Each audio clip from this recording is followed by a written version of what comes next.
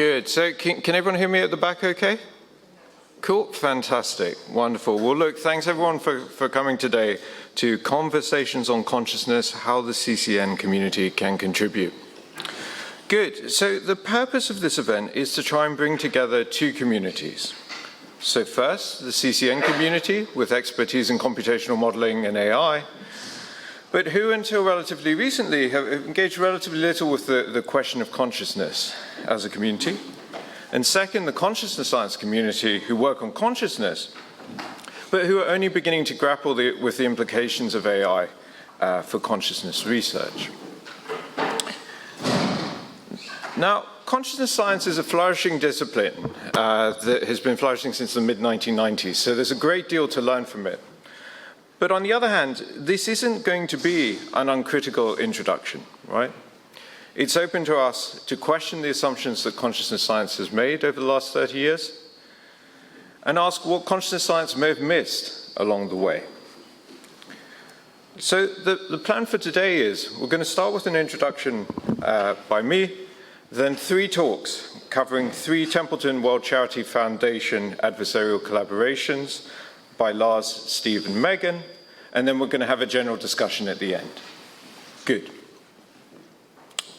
So to kick us off, the fundamental question, what do we mean by consciousness? Well, the classic definition in the literature is the idea that consciousness is something it is like for an organism. So Tom Nagel says, an organism has a conscious mental state if and only if there is something it is like to be that organism. But what does this mean in concrete terms? So much of the focus of the literature and the focus here today is going to be on vision. So that question becomes a slightly different question. What does it mean to have a visual experience? And I think it's useful to think about the following case. So when you see an object, right, you have a visual experience of the front of the object, right? You have an internal rendering of the object in your head, but you don't have a visual experience of the back of the object, right? The brain doesn't render that internally in the same way. And so really the debate comes down to understanding that internal rendering when and how it occurs. Good. So what do we want to explain about this internal rendering? And there's essentially sort of 2 questions you might think about. So the first are why questions. So why does the brain give rise to conscious visual experience? Whilst the second are how questions. How does the brain give rise to conscious visual experience? And these 2 are subtly different questions. So the why questions ask what's known as the hard problem of consciousness. So why does a physical thing, our brains, give rise to a subjective internal experience in the first place, right? The basic idea being, if we think of physics as just a bunch of atoms hitting against each other or electrical signals being passed around, why should that be associated with an internal experience? And the worry is that we can't give a computational answer to that question, potentially for 2 reasons. The first is some people just say the fact that the brain is a piece of meat fundamentally matters, right? And they say that consciousness is simply a property of biological systems and not artificial systems, even if the artificial systems implement the same computations. But the second argument says, look, even if we apply consciousness to artificial systems as well, a computational account, it just gives us laws, right? It doesn't explain anything. It just says, do X and you get consciousness. It doesn't explain why doing X should give rise to consciousness in the first place. But perhaps laws of consciousness are all that we can achieve and all we can hope to achieve at this stage, right? And that's good enough. So trying to understand the computations that underlie consciousness, and we're also going to sidestep the biological versus artificial point by just looking at the neural correlates of consciousness in the human brain. But before we do, we also have to be aware of another distinction, the distinction between phenomenal and access consciousness. So if a stimulus that people typically report as being conscious is associated with activity in the prefrontal cortex, is that indicative that consciousness is going on in the prefrontal cortex? So some people say it is, right? That neural activity is indicative of phenomenal consciousness, so subjective experience. But other people would say, no, that activity in the prefrontal cortex is just about your ability to report or think about your visual experience and not the visual experience itself, right? So that's access consciousness as opposed to phenomenal consciousness. Good. And really what we're looking for are the neural correlates of phenomenal consciousness. So let's apply these lessons to the visual pathway and indeed to the topics you're going to hear today. So first, the signal travels from the retina to LGN to V1, and then we have a quick feed-forward sweep. And both of these stages are in red because the literature typically treats these stages as unconscious. And I'm going to briefly discuss these. Then we're going to turn to 3 Templeton World Charity Foundation adversarial collaborations. So after the feed-forward sweep, we have local recurrence and re-entry. And this is in yellow because some people think it's associated with consciousness whilst other people don't. And Lars is going to discuss first-order theories of consciousness that associate consciousness with this stage. Finally, we have global processing, which is in green because everyone thinks it's conscious. And Steve's going to discuss higher-order theories of consciousness, which associate consciousness specifically with this stage. Good. But really, the big debate in the consciousness science literature is between first-order and higher-order theories, right? So how do we determine and adjudicate between them? Put simply, are the neural correlates of consciousness in the front or the back of the brain? And so finally, this is the question that Megan's going to address in her talk. Good. So before I hand over to Lars, Steve, and Megan, I just want to quickly explore this question, right? Is feed-forward processing really unconscious? Because what I want to do today is give you 3 reasons why I believe, at least, that the current consensus that it is unconscious may be incorrect. So first, I want to kick off by asking rather mischievously, is CCN doing zombie science? So what do we mean by this? So here's the feed-forward sweep of the ventral stream, right? It's been an incredible source of inspiration to the CCN community, to AI in general, right? It really underpinned the AI revolution, and many of us here are working on the feed-forward sweep. And yet, it may come as a surprise to you, and certainly came as a surprise to me, that the consciousness science community treats this as largely unconscious.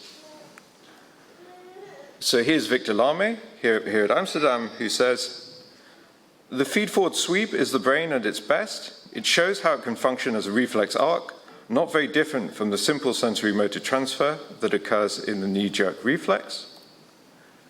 Similarly, Crick and Koch say, zombie modes, and they're treating this feed-forward sweep as a zombie mode. Zombie modes show that not all motor outputs from the cortex are carried out consciously. In a zombie mode, the main flow of information is probably feed-forward. And the question is, do we really want to accept this? So think about a Formula One driver, right? They can respond to the lights going out within 0.2 seconds, so only really quick enough for feed-forward vision. But do we necessarily want to claim that this is unconscious? Or indeed that all rapid responses to visual stimuli are unconscious? Indeed, Steve and Matthias Michel have recently embraced this conclusion, arguing that whatever consciousness is for, it's not for rapid responses. And so the first question for us is do we want to accept this conclusion? The second question is, do we have, if you're going to claim that the feed-forward processing sweep is unconscious, do we have a good test of unconscious vision? And typically the answer is yes, it's objective invisibility. So what does objective invisibility claim? Well, it claims that neural activity in the feed-forward sweep is often consistent with 2 things. First, subjective invisibility, so subjects being unaware, right? They can't report that they saw a stimulus. But secondly, and more importantly, the stimulus having no effect on their behavior, right? So the assumption is, if people aren't aware of it, it has no effect on their behavior, we can be relatively confident that it's unconscious. But I want to question whether this is the case. So think about the following case, right? You're looking at a white screen, and I make it just a fraction darker, right? But you don't notice it, it has no effect on your behavior, so it's objectively invisible. Is it unconscious? Well, I do it again, and again, and again. And at some point, you want to say that what you're looking at is the dark screen rather than the white screen you started off with. But the problem is that none of these individual steps right, is conscious according to the objective invisibility criterion. So none of these individual steps should have changed your visual experience away from the initial white screen. So that seems to be a key concern with objective invisibility as a criterion, and a reason why I don't think we have a very good test for unconscious vision. But the third point is, even if we don't have a good test for unconscious vision, perhaps we have a good test for conscious vision, right? We know what conscious vision looks like. It looks like visual constancies, okay? So constancy is like color constancy, size constancy, and depth constancy, which all supposedly show that our visual experience is very different from simply what's on our retinas. So take color constancy, right? The disk in the center in these two illusions side by side is the same on your retina. It's the same color on your retina, even though you see the one that's on the left is yellow and the one that's on the right as blue. And so you might think, if we're looking for the neural correlates of visual experience, we should be looking for representations in the brain that label this disk as yellow and this disk as blue, right? And this may implicate a bit of the feed-forward sweep, perhaps. But I think we need to go even further than that. Indeed, I would argue that we should be looking for areas that don't label the disks differently from one another. Why would I argue for this? Well, the fundamental question, you'll remember, is what is the visual system rendering, right? So if the visual system was really rendering these two disks differently, and rendering one as yellow, one as blue, literally, as it were, sort of yellow pixels, blue pixels, then as we alternate between the two versions of the illusion, we should experience a flickering, right? Back and forth, yellow, blue, yellow, blue, yellow, blue. By contrast, if color constancy isn't affecting our visual experience, merely a cognitive effect, then we should expect the appearance of the stimulus to remain constant as we alternate between them, even though we can determine when it's yellow and blue. And what's interesting is this seems to be closer to our experience. So I'll give you a quick go, right? If you look at the center, right, you're alternating. The stimulus isn't changing its appearance, right? It's not flickering, but at the same time you can clearly say, give you another go, it's going yellow, blue, yellow, blue, yellow, blue. But because there's no flickering, I'd argue that really we should be looking for areas where our visual experience treats these two things as the same. And the same lesson applies to visual constancies, right? So these cars are the same size on your retina. And so you might think, if you're looking for the neural correlates of visual experience, you should be looking for areas that label this car is large and this car is small. But again, I think that's a mistake. Because if the cars really were rendered large and small in your visual experience, it'd be very difficult to explain why, when we add rectangles to the cars, right, the rectangles seem to be at least less distorted, or perhaps not distorted at all, compared to the cars. Okay, so the idea being that if the cars were literally rendered larger and smaller, then anything surrounding them would have to be equally distorted. So again, I think we should be looking for areas that don't have these constancies rather than areas that do. Good. So to summarize, color constancy and size constancy potentially implicate early visual processing if you don't believe that they affect our visual experience directly. And there's another argument from depth constancy as well. But in order for that, you'll have to come down to my poster after this event, or check out the project website. Good. So if you're interested in these arguments, there's also a paper, V1 is the egocentric cognitive map. And with that, I want to hand over to Lars to tell you all about first-order theories of consciousness. Thank you.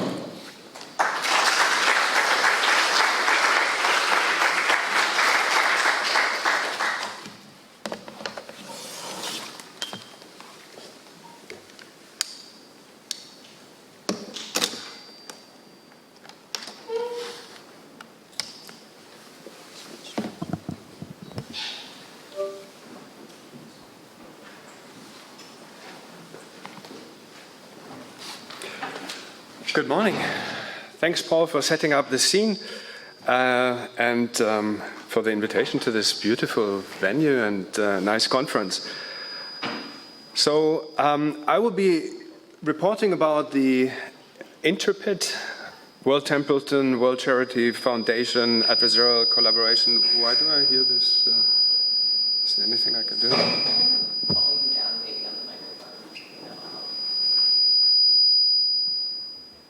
Okay. Yeah. Is that better? Can you hear me in the back? Okay, thanks. We will be looking into investigating the spatial consciousness across the visual blind spot. And the interpret is comparing information integration theory with predictive processing. So the protocol paper you can find with this QR code, and the bigger interpret project comprises of 3 theory leads, 4 experimental leads, and I'm going to introduce, for the purpose of the talk today, my Glasgow lab. That's Lucy Petro, Clement Abatacola, and Belén Montebes de la Cruz. And this team have been working on our side to investigate the space perception around the blind spot. And we were supported by the replication lab around Patrick Kavanagh in Toronto, and that is with support of Smirmant Tripathi in Bradford and Mario Start in Toronto as well. The 3 theory leads are Giulio Tononi, Carl Friston, and Cyril Pannertz, comparing information integration theory IIT against 2 flavors of predictive processing. That is predictive processing active inference, Carl Friston, and predictive processing neurorepresentationalism with Cyril Pannertz. So AI, predictive processing active inference, is proposing that there are shifts in conscious perception require active inference, like shift of attention, shift of eye movements, to reduce uncertainty, which equates to belief updating. And there will be one experiment within this interpret that is focusing on that kind of hypothesis with emotion-induced blindness. When this illusion kicks in, the percept disappears. The question is, how does it reappear? How does the object that disappears reappear? Is it faster if you do active inference, or if you do have a passive movement of the stimuli that just disappeared? I won't be talking about this today, but this is more specific on their predictions. And neurorepresentationalism is the idea that perception arises from the interplay between low-level and high-level sensory inferences, but it has a very important multisensory component. So perception, visual perception, is situated with any other senses as well. And we'll come back to the hypothesis for the experiments that I'm proposing later on. And central to some of the experiments I will show is IIT, who says that our experience of space is supported by the brain's areas whose units are like grid-like connectivity. And that's very essential to this. Now, we started in 2020 having discussions with the different theory leads, and it was quite inspiring for me as an experimental lead, I was just listening to the different theories, and we were searching for relevant challenges for this theoretical framework. And myself, feeling maybe more home in the predictive processing camp, was exciting to listen to the IIT camp to kind of understand the way they approach the question of consciousness. And I think it's a good way of doing science. Instead of having a confirmation bias and doing the same things, like this is a depiction of information in the internet, it is good to stretch a little bit out and to talk to to other conceptual challenges. And I think we came out with some good challenges that we then had to turn into experiments and do the experiments and replicate the experiments. So we proposed the hypothesis that were pre-registered early on, and we wrote the protocol paper, and we refined many of the details. The devil's always in the details, as we know as experimentalists, and you'll see some of that later on. And then we we had real big sample sizes and all pre-registered, so then we had a clear response, a clear result, until we thought of one more control. And so there's a bit of a twist, so stay with me, and we can think about whether proper science should stop here or here. So to start thinking about this, a central paper is from Andrew Hahn and Giulio Tononi, 2019, where they asked the question, why does space feel the way it does? And with this question, they're approaching the hard problem of consciousness. The question is our experience of space supported by brain areas whose units are linked in a grid-like connectivity structure? So the cause-effect structure of this grid, does that support the perception as we feel it? Now, if you start from a phenomenological point of view, you perceive space, let's say, as a dark universe in which there are some light spots, and they have properties. They are there and not elsewhere. Spots together can be fused to an object. They can be distant. In between two objects, there's empty space. They can fuse and have joint boundaries. Regions, locations, and distances can fall out of those kind of properties. And the phenomenological space and the grid-like space can be assigned or compared, and in IIT, the idea is that they are identical. So any given conscious state is associated with a maximal reducible causal effect structure, is the hypothesis. Taken, for example, from a distance, you can see all the possible stages that the grid can represent between two dots for that kind of space distance, and that makes it feel distant from one another. But in changes from that follows that changes in connectivity, even in the absence of changes of activity, should lead to a warping of experienced space. And that is the central hypothesis that we are addressing. So in the typical approach of IIT, there are the 5 axioms in which you start from a phenomenological structure of your experience and look for a physical structure that can reflect that phenomenological structure. But then it goes further to ask the question, what happens if this structure is changed and altered? And in our experience, in our interpret, there are 3 experiments that are targeting this. The first one, which I will not talk about, is doing mice electrophysiology, and it will look in how mice perceive space, and it will inactivate inactive neurons, and by that test one of the central hypotheses whether space will be warped. The third one, 2B, looks at space perception around lesions in primary visual cortex. And the one I will be talking about, I proposed to Giulio, why don't we use a lesion that everyone has, and that is the blind spot, and use that in healthy volunteers, and see whether space is warped around the blind spot. And so this is the outline, 3 theories. One theme of experiments, but we are testing the space around the blind spot with 3 different examples: distance, area, and location or motion. And all of those experiments are replicated across 2 labs, independently and parallel. So to start the design, let's look into the blind spot, the physiology behind this. For everyone who's a vision expert, this is a little bit of a recap. And for everyone else, it's a bit to understand the backdrop. So the experiments will be like this. Subjects are in front of the screen. They have an eye tracker to make sure that they keep the fixation. It's essential. Now, if you present one spot on the right visual field, for example, that enters the left part of the left and right eyes, the retina, and is projected to LGN and then to the left hemisphere of V1. So in V1, primary visual cortex, we have, and I use from Horton's lab now, cytochrome oxidase staining of a subject that only had one eye, and after death you can then stain those ocular dominance columns for that healthy eye. And so this is the activated ocular dominance columns in a flattened V1 for the left eye. And you can see in the middle a structure that is a very, an island that is very much activated. Dark means activated. And the ocular dominance columns of the other eye I show now in green.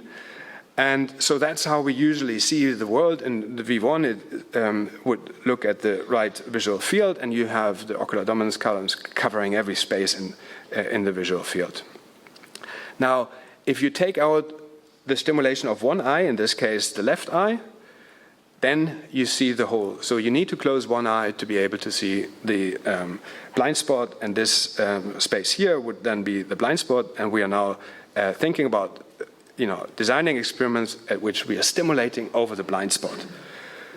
So the blind spot is, of course, where the ganglion cells leave the retina, and there are no receptors, and you can see that here. You can map it with fMRI. And here it's mapped out in semantics, in visual space.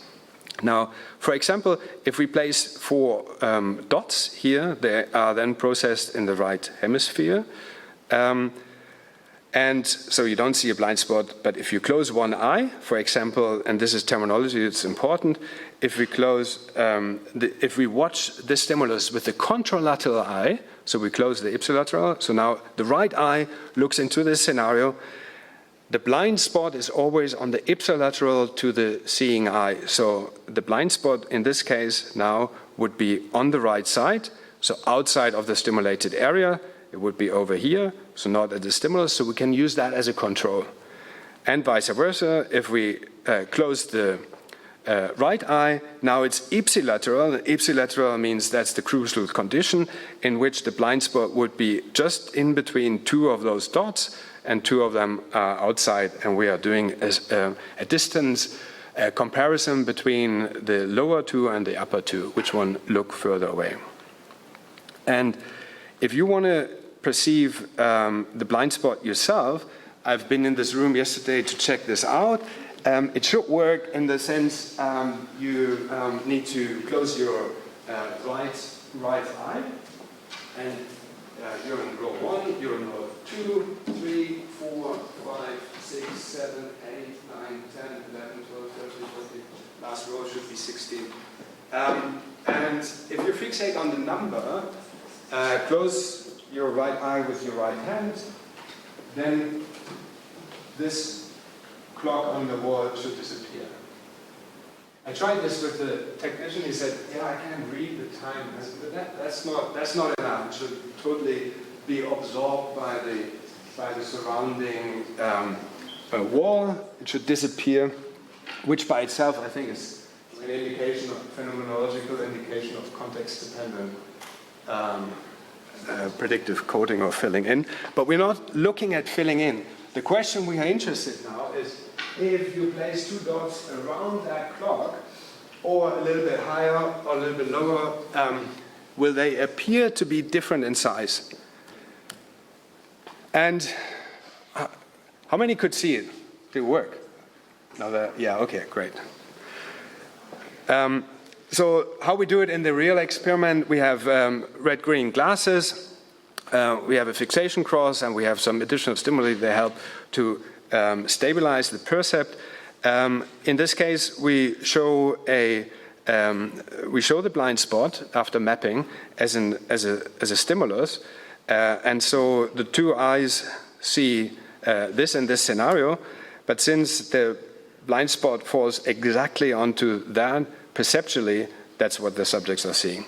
And whenever this, if they don't keep the fixation, this stimulus would come out of the blind spot and would be a very visible stimulus, and then they termine the trial. Before you do that, everyone has a little bit of a different sensitivity for red and green, so we adjust that by adjusting the luminance. As I said, we map out the blind spot, so we have a stimulus that we adjust to the blind spot in size and so on, and then we leave a small boundary to make sure that they can do the trials without aborting them if they have microsaccades. So that's the setup. Now the predictions. Theoretically, we are looking into psychometric curves, psychometric functions. The question would be, is the one bigger than the other? And ideally, you would have the curve crossing at the center. That indicates that both the comparison, the foil, and the target are perceived in the same size. So any shift from the center would be a size difference that we're looking for. And the other is a precision effect, let's say, that was brought in by predictive processing AI, saying, maybe I can't sample so much around the blind spot. And so your generative model is, it will come up with the same solution, but it's just sampling it a little bit more noisy. And so that would be a more uncertainty, would mean a flatter curve. So you get it about right, but it's slightly more uncertain, so it's flatter. So those are the two things we are looking for. Now, we have differences in connectivity around the blind spot. I showed that with the cytochrome oxidase staining. And the question is the hypothesis of IIT specific to only one eye or both eyes? And they said it's a difference in connectivity, so we propose it will be different in both conditions, whether you show it to the one or the other eye. So IIT predictions is the ipsilateral, so the most crucial one, is a decrease in size. Ipsilateral precision is decreased. The contralateral is also decreased, but the contralateral precision is not affected. And they gave also some confidence how important it is. It's a kind of, a pretty non-trivial prediction to say that this, space is distorted, I would say. But we'll test that in a moment. And so, as a reminder, ipsilateral means the blind spot, the light plot is in the middle, and here it's stimulated. Okay, so that's what IIT is predicting. And now the predictive processing camp, in principle, the idea is you generate internal models that are making good predictions about the world. And if you get it wrong, you get a prediction error fed back up in the hierarchy, and the internal models try to adjust to it. So by that account, if you get the size consistently wrong, your internal model should update to the prediction error, and over time you should learn, and it should reduce that. So both neurorepresentationalism and active inference are in general predicting that there is a reduction, that it shouldn't be affected. So the prediction table in detail looks, neurorepresentation was a bit timid, saying, okay, there could be a slight effect, slight or non-significant effect, so didn't really want to commit, but only on the ipsilateral and the contralateral, there should be no change. And Carl Friston said, okay, there shouldn't be any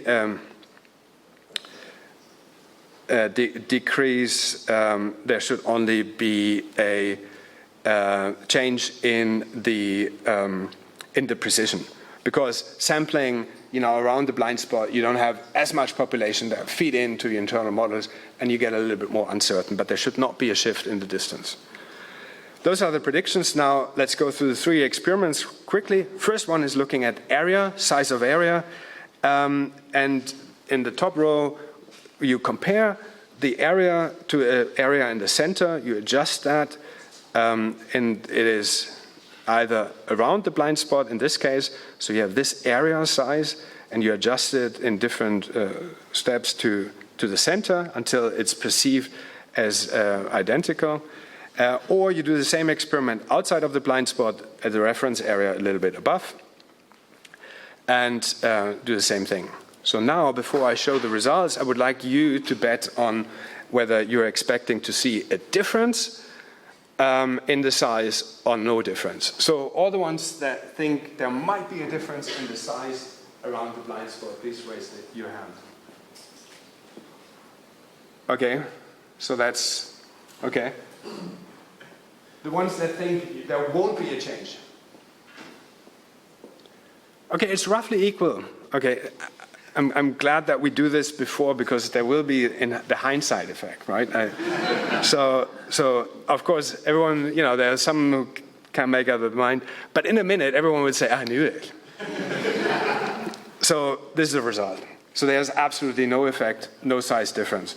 So we replicated. There are a little bit difference, 32 subjects in Glasgow, 32 subjects in Toronto, overall no effect.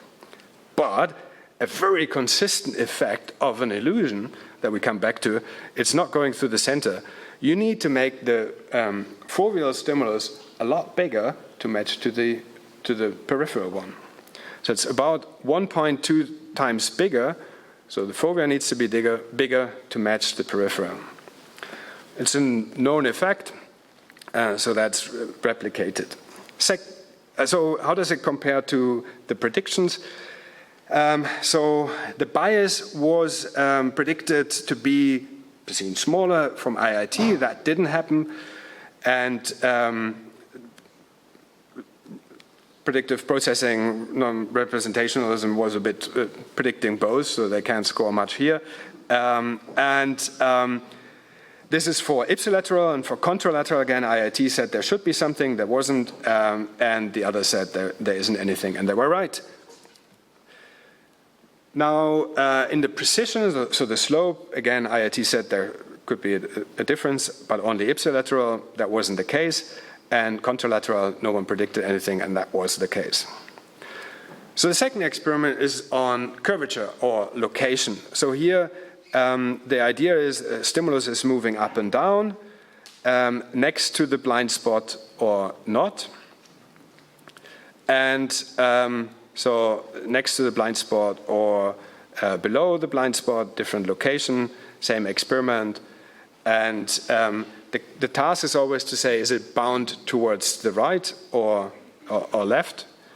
And the idea would be that around the blind spot, it could be bent in one direction. Here the result is again no difference. And again, in the comparison with the predictions, IIT proposed that there could be a difference. They were medium sure about this.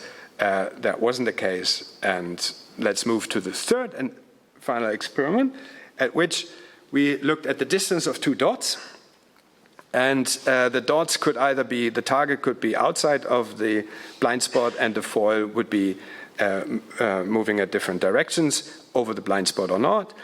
And here, this whole experiment was either done on the above or below, or outside. So the lower one, both cases were outside of the blind spot. And the foil and target was compared in size. And so now this is the question. Is in this case where two dots are compared over the blind spot, is that perceived to be different or not? And again, who thinks the distance is different over the blind spot? Okay, of course you're intimidated now. Now there are only 4, okay? And who thinks there won't be any difference? Okay, you're the majority. However, the result, a clear effect. There's a real strong effect. So that's replicated in, that's in Glasgow and replicated in Toronto, and you have an effect. And the details of that is, I mean, it's predicted. So there's even a stronger effect on the contralateral eye, but in the non-predicted direction. Anyway, so IIT has a point. It says it will be decreased. And they scored here, and the predictive processing didn't. And there's a difference in bias, also in the contralateral. Again, that was clearly the case.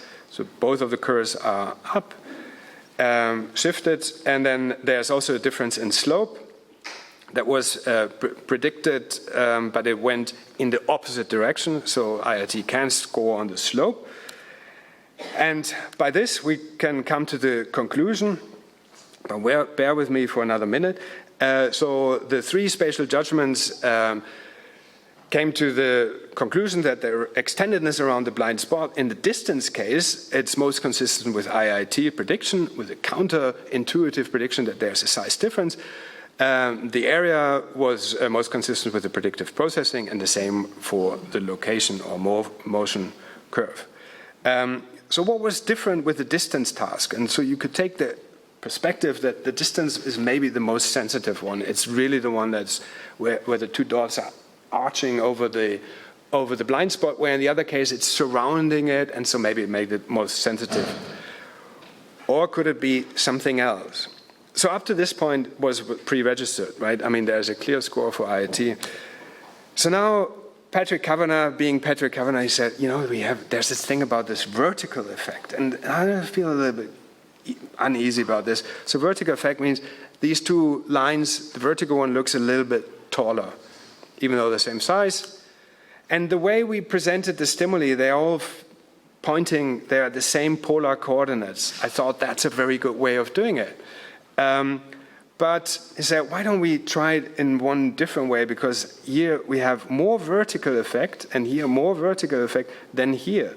So if we place the stimuli just like parallel to one another, we're testing the same hypothesis. So we quickly asked our theory leads, would you, if we do this change, would you still stick with your predictions?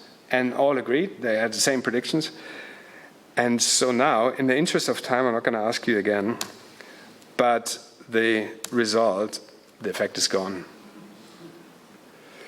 So the effect is gone, and it is, so that's how it looked before the correction, and that's how it looks now. So doing proper science, you need to pre-register and not change your design. So IIT clearly won with that prediction. We also, you shouldn't do small numbers.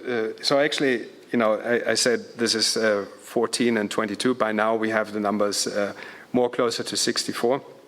It's still in progress. But we did another control, or they did, actually Patrick's lab, and they replicated the whole effect by doing the non-parallel version more inwards, and you recover the effect. So, and this is done only by 8 subjects and not pre-registered, but I think quite meaningful. So, coming to the summary, now I think in the end it looks as if IIT didn't score on any of those experiments. However, I have a bit of the afterthought, and that is thinking about the vertical effect and the illusion in the first place could be something that might fall out of the retinotopic distortions that we have, the fovea being much closer and the periphery being coarser. But those are not predictions that came from the theory leads or that were suggested or pre-registered. But I feel a little bit uneasy to say, you know, predictive coding has nothing to say about these or less to say about the illusions, because if they are about minimizing the prediction error, you clearly should, you know, if you take a cookie this way or that way and you perceive it as being bigger, you should get a prediction error and you should adjust to that. I leave you with that thought. I did discuss it recently with, you know, Anil Seth, for example, and, you know, they have something to say about why evolutionary, you know, you might buy some just so mechanisms that compensate for, that buy in an illusion. So this is just to show you that these objects are perceived equal in size, and this effect is known for hundreds of years. I'm done. And I take questions.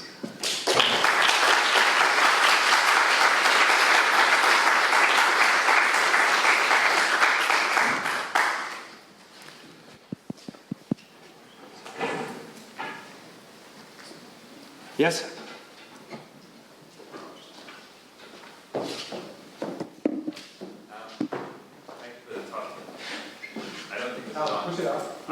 Okay. Yes, there we go. Thank you. Thank you for the adventure. That was quite fun. I had a question that comes out of effectively from the first talk leading into the second in my own mind, which was that when you started with the hypothesis that the impact effectively at the earliest visual stages of processing, where you have this blind spot effect, it has an impact on the connectivity there, which IIT at that level might say, hey, okay, that connectivity should change subjective experience. If we think of subjective experiences occurring later in the pipeline, you could completely resolve that that whole through a different representational structure that actually accounts for that space. So I'm curious, kind of,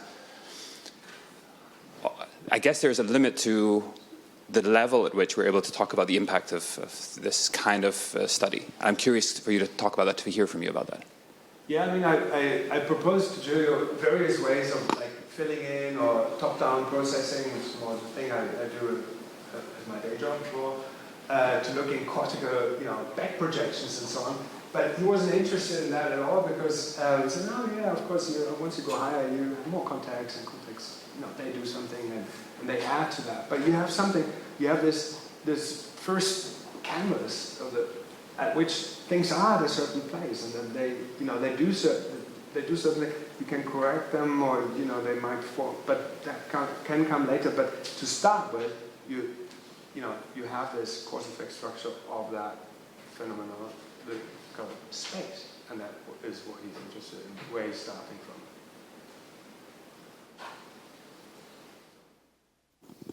Maybe if I speak up, so it's fine. So did you already have the results for the mice study, the deactivation? Can you spoil the results?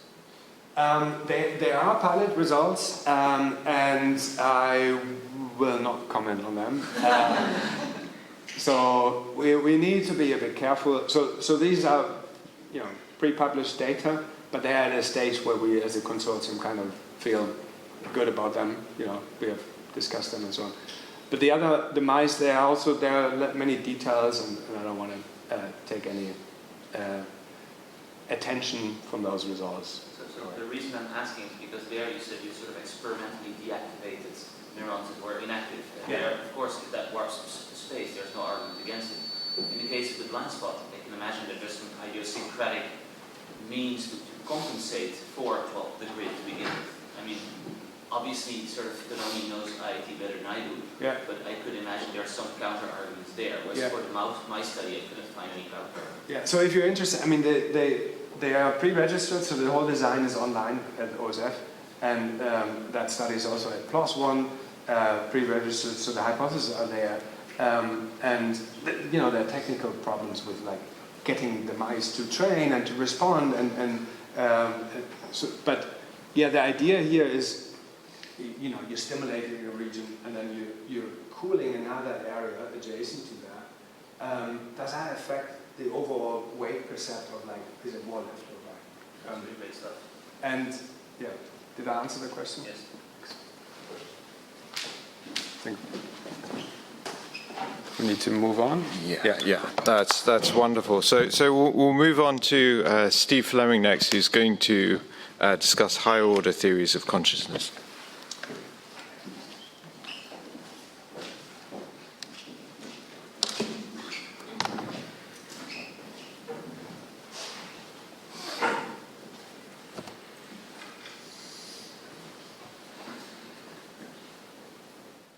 Okay, great. Well, thanks everyone for coming along. Thank you, Paul, for organising this session. I think one useful goal for the session today is to really, as Paul was advocating, show how we can do work at this intersection between what the CCN community are interested in and consciousness science. And I think Lars gave a lovely example of that. We're also involved in an adversarial collaboration, but ours is much earlier in the process, so I won't be talking about any details of those experiments or results yet. I'll mention it briefly towards the end of my talk. I'm going to talk about the following things. I'm going to explain briefly what computational higher order theories of consciousness are, and under these theories, the functional goal of consciousness is to solve what we call the reality monitoring problem, and I'll tell you about some empirical work we've been doing in our labs in collaboration with Nadine Dijkstra at UCL on how the brain might solve that problem.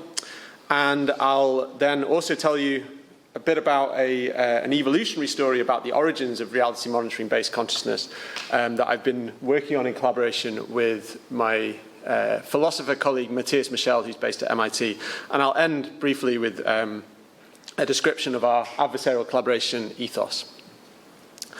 So what are computational higher order theories? Well, computational higher order theories, broadly speaking, say that consciousness is the brain's way of keeping track of which aspects of perception reliably reflect the external environment. One way of thinking about it is it's our interface between perception and cognition. So in a more CCN way of speaking, we're conscious then of aspects of our world model that we can use as a secure basis for simulation and planning. Conversely, these theories proposed that we're not conscious of various internally driven aspects of the machinery supporting perception, decision-making, and so on. So the machinery of perception and motor control, things like we don't have direct access to the priors in a Bayesian scheme, working memory, replay, internal noise, and so on. These should be discarded because they're not part of the world model that we've built, essentially. So there's quite a close coupling between the idea of consciousness in these theories and broader predictive processing accounts. There's quite a nice intersection there. And one, I think, more unique feature of these theories is that consciousness is allied then with solving what we call the reality monitoring problem. So does a particular representation of the external world reflect the world as it is now, discarding all these other internal processes? And so this means then that computational higher order theories say that the problem with consciousness is, in a sense, solving this problem of reality monitoring. And the reason it's a problem for brains is because we know that we reuse perceptual resources to imagine and think about the world.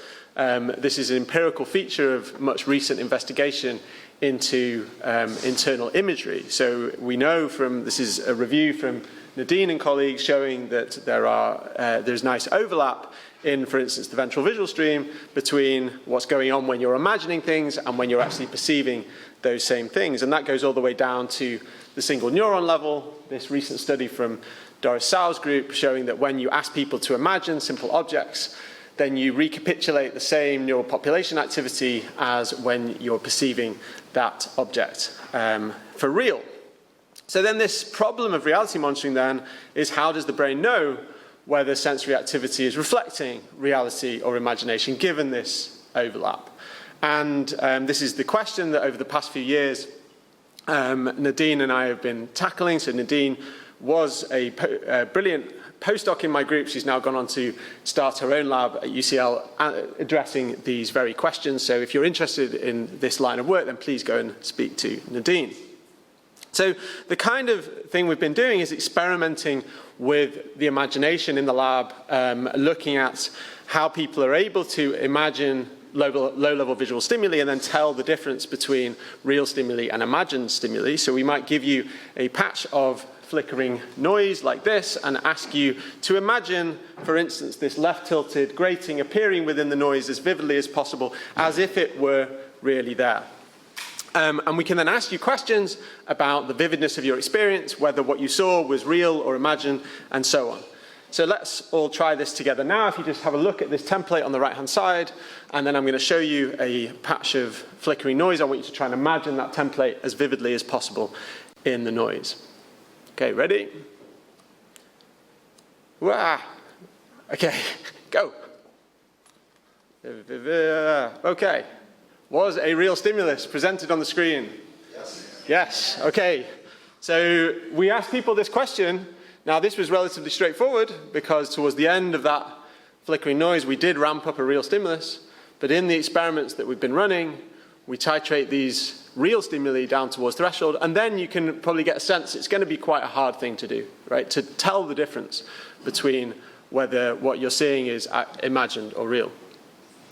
So in one of the first experiments we ran on this topic, we gave people a few trials of imagining these low-level stimuli, asking them how vivid their imagery was, and then unbeknownst to subjects on our final critical combination trial, we faded in a real stimulus just like the one that you saw there. And importantly, there were two different conditions. Either that real stimulus could be congruent with what we're asking you to try and imagine, so the same orientation, or incongruent, so the orthogonal orientation. And then we can ask them this final reality monitoring question: was there a grating actually presented on the screen, or was anything you saw just imagined? And what we found in the data was that perception and imagination were intermixed in surprisingly extensive ways. So when your imagination is congruent with the orientation of the real stimulus, you are more likely to say that there is actually a real stimulus out there. It's almost like imagination is adding a bit of evidence for your inference on reality. But also vice versa, when you judge things as real, these solid bars here, those are also the trials on which you say your imagery was particularly vivid. So what's going on here? Well, one way we started thinking about these data is that the brain might actually be using the vividness of this internal experience as a cue to decide whether something is real or imagined, given that one of the salient differences between imagery and perception is the vividness or amount of detail in your experience. This is not a new idea. This goes back to David Hume and in his treatise on human nature, saying here that the idea or imagination of red, which we form in the dark, differs only in degrees of intensity, not in qualitative nature, from the perception of red that strikes our eyes in the sunshine. So this idea of imagination and perception existing on a continuum. So to try and quantify that more formally, we developed a simple computational model. This is an extension of signal detection theory where we now drive a common population, not just by the input, but also by internal imagery. The idea is that these signals are getting intermixed, and then the subject is comparing the intermixing of these signals against a threshold. In the case of perception, these signals are relatively strong. In the case of imagery, they're a bit weaker. And then you can compare this against what we call a reality threshold to decide whether, if it's strong enough, then it's real. If it's a bit weaker, then we decide that it's imagined. So the nice thing about writing down a model like this is that we can simulate what we should expect to see in the empirical data in this kind of experiment. So just a reminder, this is what the data pattern we saw. And the model simulations do a nice job of qualitatively capturing this effect with just this very basic intermixing between perceived and imagined signals. Now, this was somewhat of a post hoc explanation. We developed the model after seeing these data on the right-hand side, but we can also generate novel predictions, out-of-sample predictions for new experiments. So Nadine came up with this idea of asking people to still make the reality judgment at the end of the experiment, but now not presenting any stimulus at all. And the model suggests that what should happen in this no stimulus experiment is that you should see people judging something as real when their imagery vividness happens to be particularly strong, because that's driving you over this reality threshold. And that's exactly what we see in the data when we ran that second experiment. So since then, we've gone on to explore this effect in various ways. We can look at it swept across a full range of input contrasts. The prediction there is that congruent imagery should lead to a baseline shift in the probability that you judge something as real, and that's exactly what we find. We see that congruent imagery shows a leftward shift in the psychometric function here. And we've also investigated the extent to which people have metacognition or insight into how imagery is affecting your responses. It turns out that participants don't really have much insight into this. We look at how confident they are in that reality judgment. They're just as confident in the illusion of reality in the congruent imagery condition as they would be if a real stimulus were actually presented. So it seems like this intermixing is happening relatively automatically, and once it's intermixed, it's hard for people to tell the difference between perceived and imagined information. So most recently, Nadine's ran this paradigm together with functional MRI to look at the neural basis for distinguishing reality from imagination. We relied on simulations of this simple model to try and develop some qualitative predictions for what we should see in the imaging data.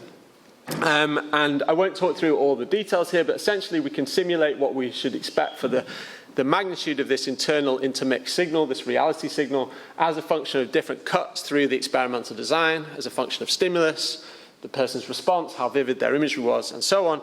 This gives us a nice, rich qualitative pattern that we can use to try and look for brain regions that show this signature of the intermixed signal.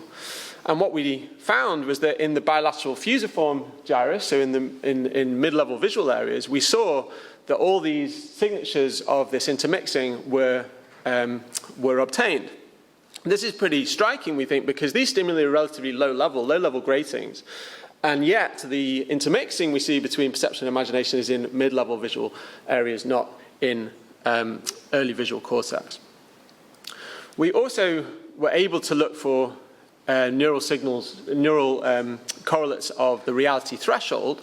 The way we can do that is by comparing bold signal that is better explained by a binary regressor for the reality judgment than a regressor that's tracking continuous variation in imagery vividness. And when we do that contrast, we see a network of prefrontal areas, particularly the anterior insular and the posterior medial frontal cortex, also the striatum. And in particular, within this network, we see that the anterior insular shows strong and sustained coupling with this region of the fusiform gyrus here. So one interpretation of these data is that essentially the downstream prefrontal areas are monitoring the strength of this intermixed signal to decide whether something is real or not. So one way of thinking about this then is that essentially you have this intermixing going on in the visual system, and that you need some downstream readout of the strength or reliability of that signal to be able to decide whether something is real or not. Now, clearly this is not the only factor that makes a difference for whether we decide something is imagined or real. Things like how much control you have over your imagery, how much time it takes you to imagine something, the context you're imagining it in, all the factors that we expect should affect this reality judgment. And these are factors that Nadine's actively investigating in her new lab. So do talk to her if you're interested in that work.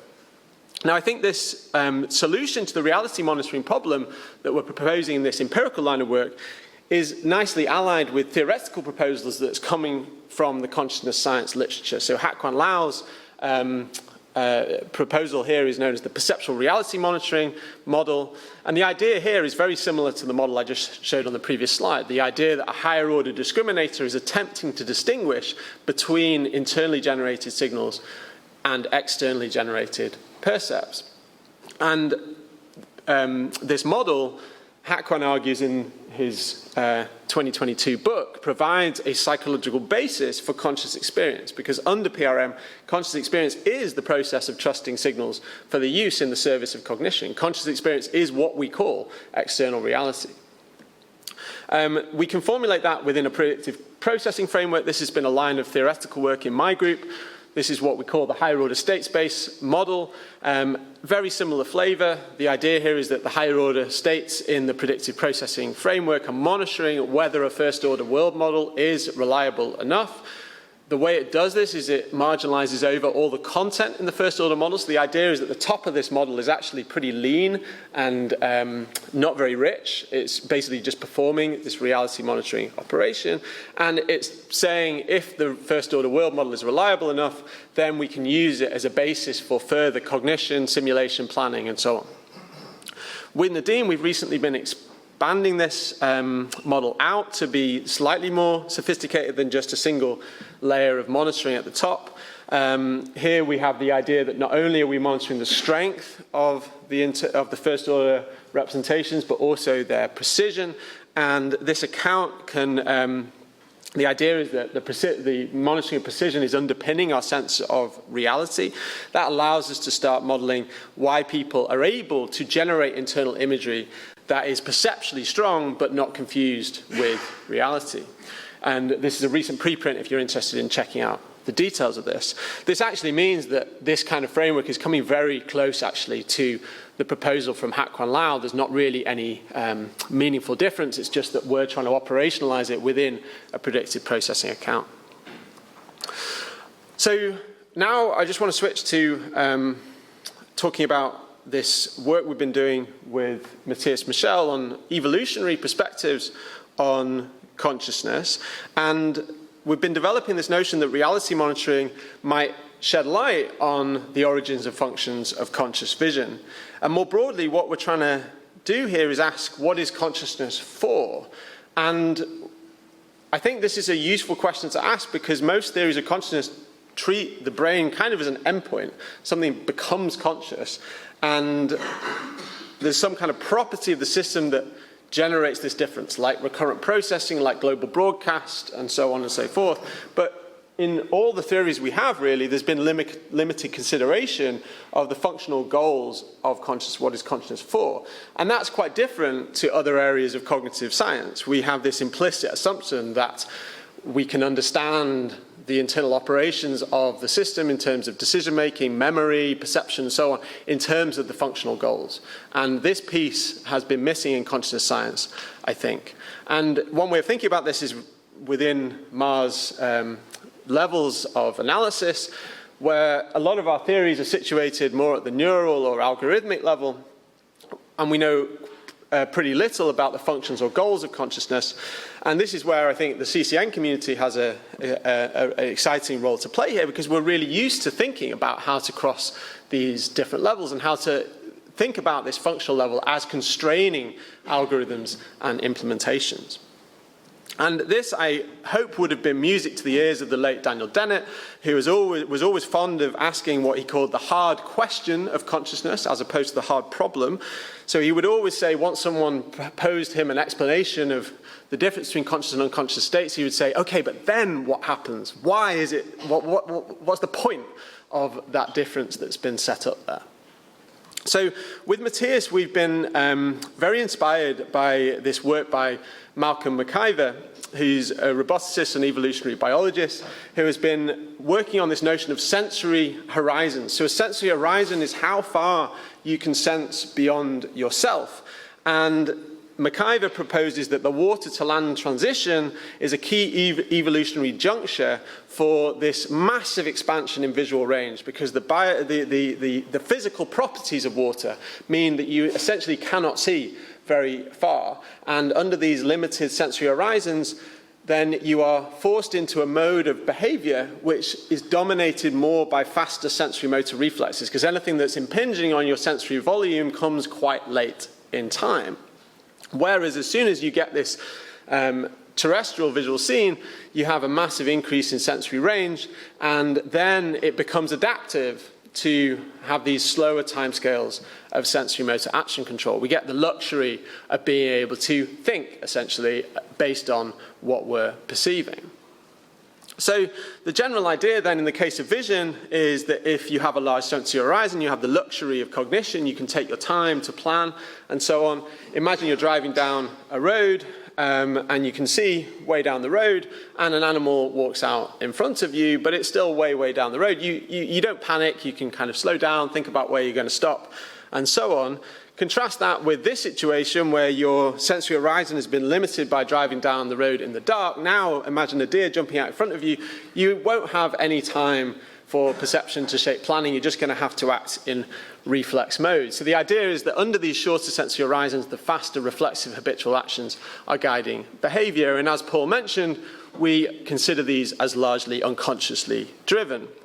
And one of the reasons why we think these are largely unconsciously driven is because there's been lots of nice work on the speed of conscious vision looking at postdictive phenomena. I'll show you one of these in a second, where the window of integration in conscious perception has been quantified using various different techniques.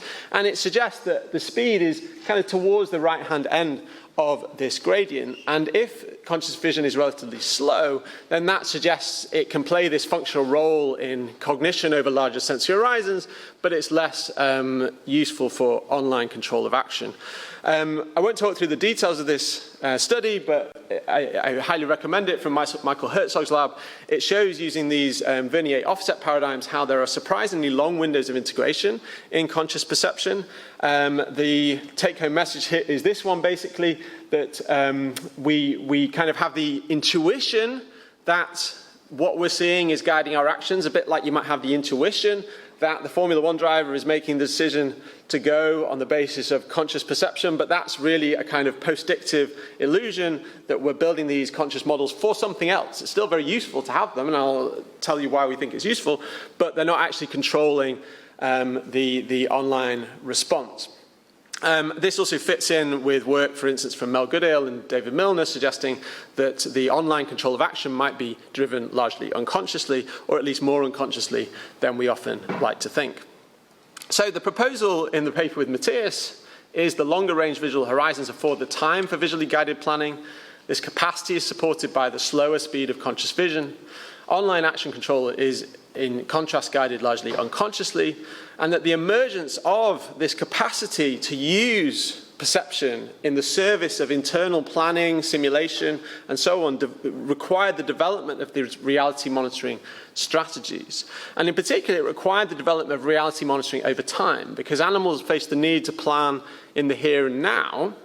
And the problem is that here and now is always changing. The predator may be here now, but wasn't a few seconds ago. And that creates this tension between engaging goal-directed planning within a stable model of the world. We need it to be reliable enough in order we can plan, but we don't want to wait around for so long to make it really nice and precise and detailed if we then lose dynamic coupling with a constantly changing environment. And we propose that the temporal window of integration of conscious perception is functionally resolving this tension. It's allowing us to simulate within what the world was like in a kind of 300 to 400 millisecond timescale. And this then poses questions about how is reality monitoring extended over time? Can we extend out these kind of computational higher order models over time and start looking at the dynamics in relation to this window of temporal integration? And that's something we're actively pursuing in the lab. So just in the last 2 minutes, I will just mention this adversarial collaboration. We're just getting started at the moment. This is part of this suite of adversarial collaborations that Lars has already introduced, funded by the Templeton World Charity Foundation. Ours is called Ethos, Empirical Tests of Higher Order Theories of Consciousness. This is testing this broader class of higher order theories. I've already talked about how higher order theories suggest that there is a particular role for higher order monitoring in conscious perception, and that first order representations are not on their own sufficient, and instead consciousness is constitutively dependent on some kind of monitoring. But what's interesting is that different variants of higher order theory propose different types of role for this higher order monitoring. And these different roles are largely computational rather than anatomical. So the front versus back of the brain debates that Paul mentioned earlier, I view these more as a starting point, as kind of rough placeholders for first order and higher order contributions here. But really, we're trying to contrast computational level theories and do that using the tools of cognitive science. So Ethos is trying to compare different theories, including some of the ones I've mentioned already, like Hoss and PRM, along different axes of disagreement. So different theories propose that higher order representations are richer or sparser, and whether they can misrepresent their first order targets and in what way. This is being pursued in the same style of science that Lars mentioned, or pre-registered with multi-site replications. We've got a large multi-site team across UCL, Brussels, UC Irvine, Northeastern, Sussex, Boston University, and involving contributions from theorists Hak Kwan Lau and Richard Brown as well. There's 3 different experiments within the collaboration, and we're gearing up in the next few months to be making public the protocols we're going to use for these 3 experiments, but they're combining psychophysics, brain imaging, and hypnosis to look at tests that can distinguish between these different predictions of the different higher order theory, really kind of zooming in on what is it about these higher order states that might enable this difference in conscious experience. So it's a somewhat unique adversarial collaboration because it's really testing within a family of theories. If higher order theories are just completely on the wrong track, then we can't really adjudicate that within our collaboration, but it does allow us to develop empirical tests of the different commitments of the different models. I'll just put a box around this one because this is setting up, hopefully, some of the things that Megan will tell you about, which is using neuroimaging to try and test between Hoss and PRM in terms of the neural code that might underpin this kind of monitoring signature. And I'll stop there and take questions. Thanks very much.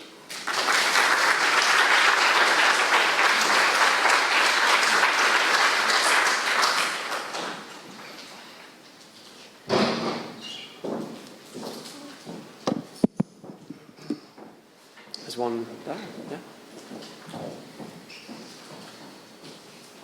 Yeah, thank you. there was one thing that I didn't quite understand in the first part of your talk. So I understood you saying that the contents of consciousness are basically my model of reality, so what I take to be the real world. But then, as you pointed out, when I imagine something, that's also conscious. So how does that go together? Yes, no, great question. I think there are different ways of thinking about this. So one line of evidence for that question is on studies of aphantasia. So people have been interested in whether people who don't have conscious imagery, what can they do functionally? And it seems like they can do quite a lot of things functionally, including, say, visual working memory, mental rotation, and so on.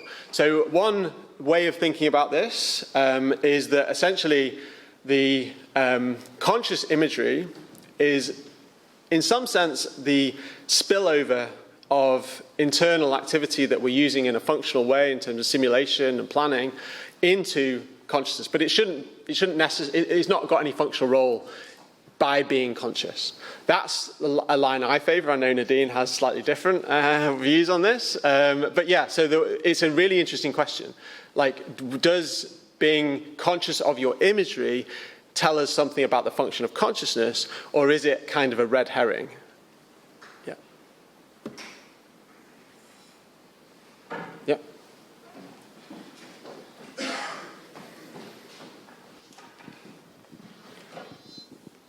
Hi. I have a question. So I'm having semantic confusions, let's say. So you say functions of consciousness, but then we use consciousness as an adjective a lot, like it's conscious vision. So is it more functions of some process that we associate as consciousness, or consciousness as a, I don't know, like a having a characteristic, let's say, measure inside some dynamic process, like gravity. Gravity would have a gravitational constant. That's a completely different thing. That's a force. Sure. Whereas an attractor state in a dynamical system would be a description of what's happening. So so from the first talk and this talk, I heard mostly it as a description, like there is something happening and we call it conscious, but then we are talking about the function of that thing, right, and not really about consciousness. Like, could you? I think it's a great line of questioning, and there's so much to say about this. I think it really exposes some deep divisions in the field of consciousness, how people think about what consciousness is. And this differs across different ways of theorizing about it. So really what you're asking is, is there something intrinsic about consciousness? Is it fundamental in some way? And that's what philosophers call the kind of manifest way of thinking about consciousness, that once you grasp it, you realize that from the first person experience, there's some essence that needs to be explained based on some fundamental property of the system.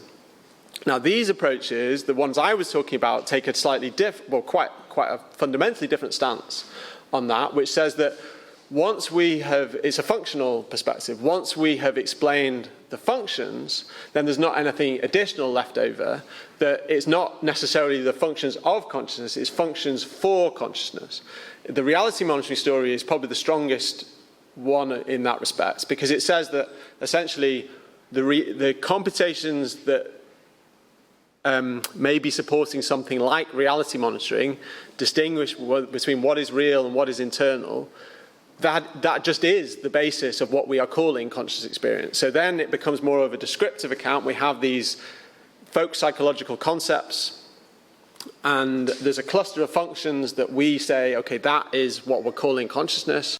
Once we've accounted for all those functions, then essentially the research program is over.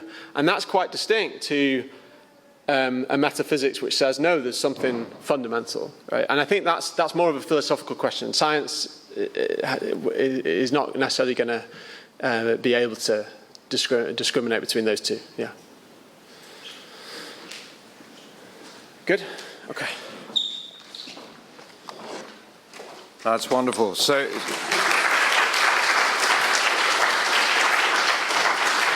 So for our final talk, we'll hand over to Megan Peters to look at the distinction between first order and higher order theories. Over to Megan.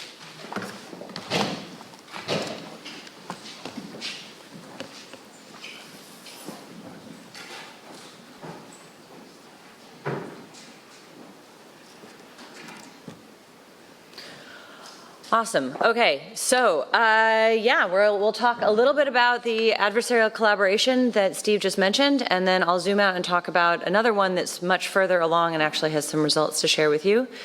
And then at the end, I think I'd like to set us up for thinking about not only where we go from here, but also how the CCN community can help, and how what we're talking about in this community event really fits in with a lot of what CCN is already doing and how you all have been thinking about this so far. Okay, so I'm just going to jump straight into it. We've introduced the idea of first order theories and the idea of higher order theories. So I'm just going to tell you a little bit about our plans for that branch of the Ethos project that Steve put a box around at the end, which is really questions about if higher order theories are right, what are the dimensions or dimensionality of the higher order representations, and how do those subserve the reality monitoring function? And also, as Steve mentioned, this is part of a massive collaboration led brilliantly by Steve and Axel with a lot of wonderful support from Sarah, so I want to call her out especially. And then the branch that I'll be talking about is led by myself, Jorge, and Nadina, with a lot of wonderful support from all of the students, trainees, and postdocs. Okay, so we're asking in this particular branch, which variant of higher order theory is less wrong? And I'm using the words less wrong really purposefully here because none of these adversarial collaborations is designed to say which theory is right. It's just to say which one doesn't lose terribly. And so none of these is going to prove any one of the theories correct. It's just going to say which one didn't completely suck. So what we're looking at here is specifically an arbitration between perceptual reality monitoring and higher order state space theory. And the critical difference between these theories for the purposes of this particular branch of the adversarial collaboration is essentially whether they whether they use vividness as the reality monitoring signal or not. So higher order state space theory, as Steve mentioned, says that vividness is kind of all you need, that if something is more vivid, then it is more likely to be real, end of story, and that is what the higher order monitoring mechanism cares about. But perceptual reality monitoring theory posits that maybe there is a separable, maybe not orthogonalizable as in this, this particular diagram, but nonetheless separable dimension along which reality monitoring might occur that is different from vividness, conceptually and maybe computationally. And so the idea here is that you could have a very vivid imagination experience. It is possible to have a very vivid imagination experience that you would never confuse for reality. And so it might be that in the experiments done so far, we just haven't had the power to tease these two possibilities apart. So what this project is going to do is use a perception and imagination paradigm. We put people in the MRI scanner, we ask them to look at stuff, we ask them to imagine stuff, and we manipulate the images, as you can see in this diagram here. Oops, where's my mouse? Okay, yeah, we manipulate the images during the perception trials such that we're trying to match the distribution of vividness as much as possible across perception and imagination. So we have to degrade your perception to kind of bring it closer to the best imagination that you could have. And then we're going to take the signals that come out of the MRI, the multivoxel patterns, and we're going to be doing kind of a searchlight approach, but also a targeted ROI analysis, coupled with a computational technique, which some of you might be familiar with, called domain adaptation. So this is a machine learning technique that is meant to bring into alignment two different target domains, the data distributions from two different domains. So you can think about this as all of the multivoxel patterns that come out of the brain when you're looking at stuff, when you're perceiving, versus all of the multivoxel patterns that come out of the brain when you're imagining those same objects. So if I say, look at a chicken or imagine the chicken, your brain is going and do it over and over and over again, you're going to get two different distributions, but the statistical approach here through domain adaptation is going to try to correct for any differences, distributional differences between those.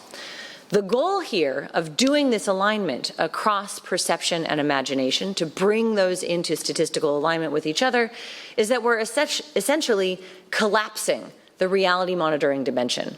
We're finding the statistical signals that that reality monitor might be looking at from a higher order perspective in the brain. And then we can ask, is there anything left over? Is vividness still there? If I've collapsed the reality monitoring dimension, and I've destroyed the vividness signal, I can no longer use any approaches to find that vividness signal anymore, then maybe the higher order representations that I've found do indeed say that reality monitoring and vividness are the same thing. If there's vividness still left over that I can decode from those now statistically aligned patterns, then maybe perceptual reality monitoring is onto something. So we're going to be relying on some methods and toolboxes that have been developed by David Soto's group in Spain, and then using this domain adaptation approach to do this. I don't have any results to show you. It's just this is what we're doing. And so we are now working on the open and reproducible pipelines here, and we'll have a poster at SFN about this, led by my postdoc, Ali Eklassi. Okay, so, and this is just one branch of the Ethos project, and so we'll go ahead and move on to some data that I have to show you from the other adversarial collaboration that I am a part of, also funded by the Templeton World Charity Foundation. And this one is supposed to bring together some of the conversations that we've had today. So we heard a lot about first order theories, and there's lots of different variants of those. And then we heard about higher order theories. So this adversarial collaboration, which is also a massive group of people, the kind of overseers of the project are Ned, Dave, BU, and then another branch of the project is led by BU and Jan. And the work that I'm going to be talking about today is co-led by myself and Rachel Dennison, with massive contributions on the psychophysics and modeling sides from Karen and Brian.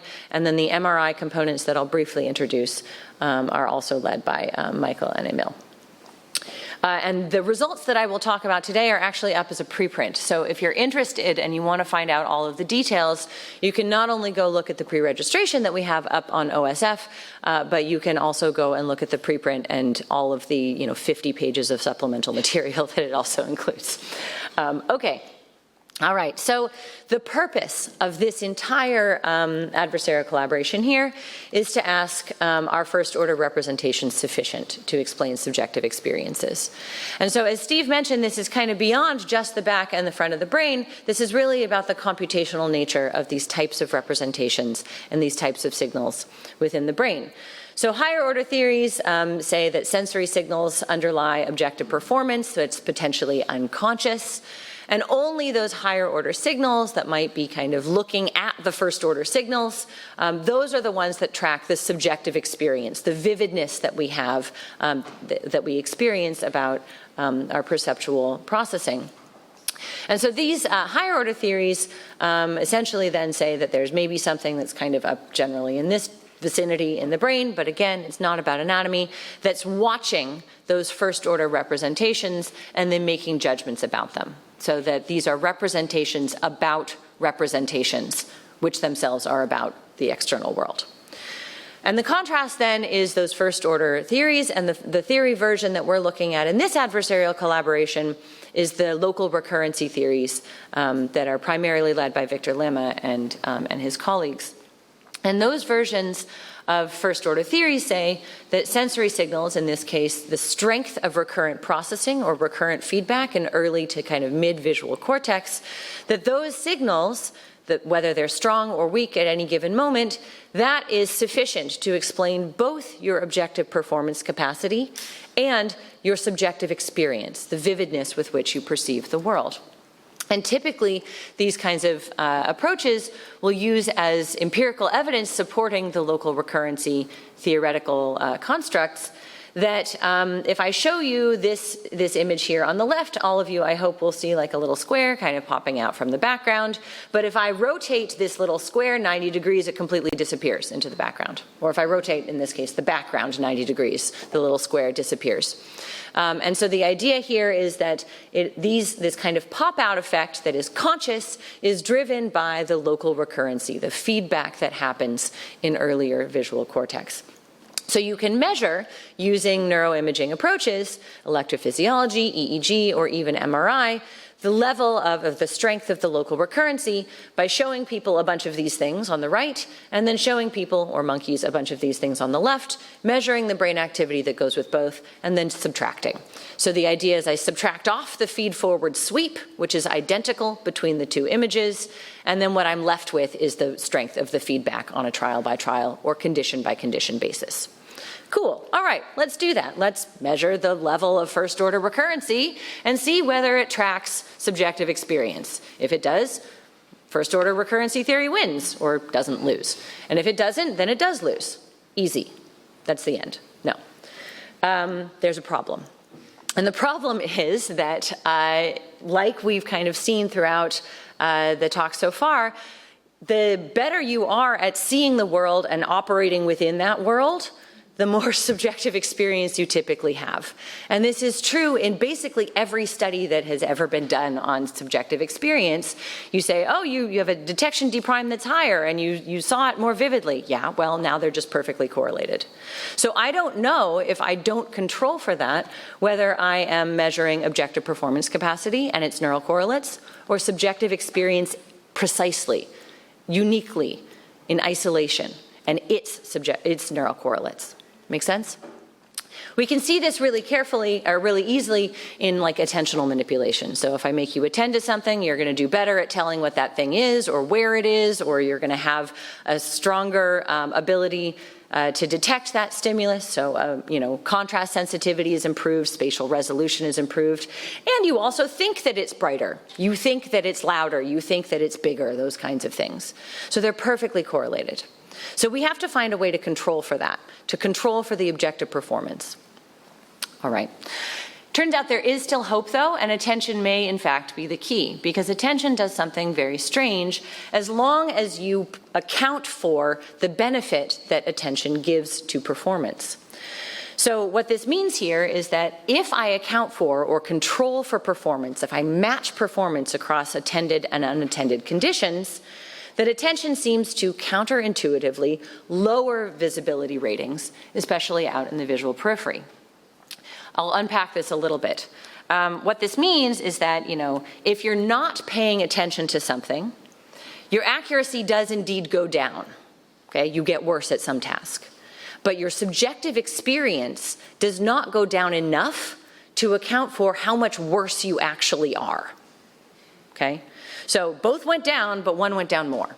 So they start to decouple. This is a phenomenon that's known as subjective inflation. It particularly occurs out here in the visual periphery when you don't have a lot of cones at your disposal. And so what we can see is that for this unattended visual periphery, our phenomenal experience can be stronger, sharper, or more vivid than the accuracy of sensory processes would suggest that it should be. So we're going to use this to start to pull apart subjective experience and objective performance. And that's great. The problem, though, is that up until this point, the robustness of this subjective inflation phenomenon has been a little suspicious. So it's been reported in the literature in a few experiments, but the degree to which it generalizes, especially to some of those figure ground stimuli that we would need to use in order to get at the first order recurrency signal, that's never been done before. So the first thing we need to do is make sure that this isn't just some cute response bias effect, that this is really real, that this is actually a dissociation between subjective experience and objective performance. And so previously what's been done is that you'll titrate the strength of a particular stimulus. You'll do a thresholding approach, and you'll say, okay, in one of the in the unattended condition, I find the level of contrast in my Gabor patch that gives me 75% correct detection accuracy, and I do the same thing in the attended condition, and so I match performance perfectly, and then I go about looking for subjective experience differences, which means I had to really mess with that stimulus a lot in order to get that performance to match between attended and unattended conditions. And then the other problem here is, what if 75% correct isn't like the biggest effect size I could get? What if, down here near 50% correct, I would have gotten a much bigger effect size in the subjective experience, or a much smaller effect size? I don't know if I'm just doing thresholding. So what we're going to do here is we're going to start by developing a new analytic approach, which we're calling introspective psychophysics, to try to get at the actual entire range of the relationship between objective performance capacity and subjective experience across attended and unattended conditions. So traditional psychophysics, as we've seen today already, and I hope most people in this room are familiar with, would be finding the quantitative relationship between stimulus properties that are out there in the world and something that is related to your perception, your objective perception of that stimulus. So your orientation discrimination capacity, your judgments of which thing is heavier, that kind of thing, which thing is brighter. So what we're going to do is we're going to take the entire thing up one level, and we're going to find the quantitative relationships between objective performance capacity and subjective experience across an entire range of objective performance. This way I don't have to pick just one thing to threshold at, I can just do the whole thing. And then I can look for not just shifts up or down or left or right in my psychometric function, but changes in its shape. And that will also help me understand whether this attentional manipulation has changed the relationship between objective performance and subjective experience in the target way. So doing this will allow us to isolate not only the magnitude of a shift, but what it actually did. Okay, so what are we going to do to test the robustness and generalizability of subjective inflation under this introspective psychophysics kind of regime? We're going to use two different stimulus types. First, we'll start with the contrast-defined gratings. These are the standard thing that has been used by every visual scientist ever to look for subjective inflation. But critically, we're also going to use these texture-defined figure ground ovals because we're going to need them later to find that local recurrency signal. And we're going to do this not only at a near detection threshold, which is where subjective inflation has primarily been found before, but we're going to do this all the way across an entire range of performance capacities, an entire range of stimulus strengths. So we're going to do two stimulus types by two different kinds of experiments. One that's a detection experiment all the way down here at the visual threshold level, and one that's then up here where everything is super threshold, everything is relatively easy to see, but we're looking at changes in the relative vividness or relative subjective strength of the experience. Okay, all of the experiments then look something like this. We show you a fixation cross, then we show you a pre-cue here that says pay attention to one of the four quadrants on the screen, where we will then eventually show you a stimulus out here in the visual periphery. Most of the time, this pre-cue is valid, which means it says pay attention here, and then later respond here. And I'll tell you something about that response in a second. But most of the time it's valid. Sometimes it's invalid. Pay attention here. Just kidding, actually respond to this one over here. And then sometimes we have some neutral trials as well. So this is our attentional manipulation, central pre-cue. All right, the targets then show up, and then you have to respond. What are your responses, and what do the targets look like? Okay, in our detection experiments at the visual detection threshold, the task is to say, what is the response cued item? Was it tilted left or right from vertical, if it's a Gabor patch? Or was it a vertical or horizontal oval, if it's those little figure ground stimuli? And you have to say both an objective and a subjective judgment at the same time with a single key press. So you say whether it was left or right from vertical, and also whether you saw it or not. Like, did you subjectively experience this stimulus or not? We actually have 3 levels, but I won't get into that here today for the sake of time. And then we also have the suprathreshold stimuli. So now everything is easy to see. There aren't like half of the trials where it's not really there. It's not a detection experiment anymore. But the task is basically the same. Was the thing tilted left or right from vertical, or was it a vertical or a horizontal oval? But now the subjective judgment is about whether the experience of seeing this thing was stronger or weaker than a reference stimulus that we taught you previously. We spent 10 minutes saying, like, here's the reference stimulus, here's the reference stimulus, and then you have to just say, judge whether it's stronger or weaker than that reference. Okay, so what did we find? Results. Turns out subjective inflation is incredibly robust across everything that we did. And by the way, I didn't mention this here. There's 120 people in the data I'm about to show you. Each person has 6 hours of data, and this has been simultaneously replicated across my lab and Rachel Dennison's lab at Boston University. All right. So first, let's look at some classic psychophysics curves. On the x-axis is contrast. On the y-axis, on the left-hand column, is percent correct left or right tilt, or vertical horizontal oval. On the right-hand column here is the percent of time you said, yes, I saw the thing, or yes, it was stronger than the reference in those second types of experiments. And so then you've got your 4 experiments in the 4 rows, and what you can see across all of them is that in blue, when you do attend to the thing, you are better at the task faster. You need less, effective contrast or effective strength to do the task well. And when you don't attend to the thing, you really kind of suck at the task. Makes sense.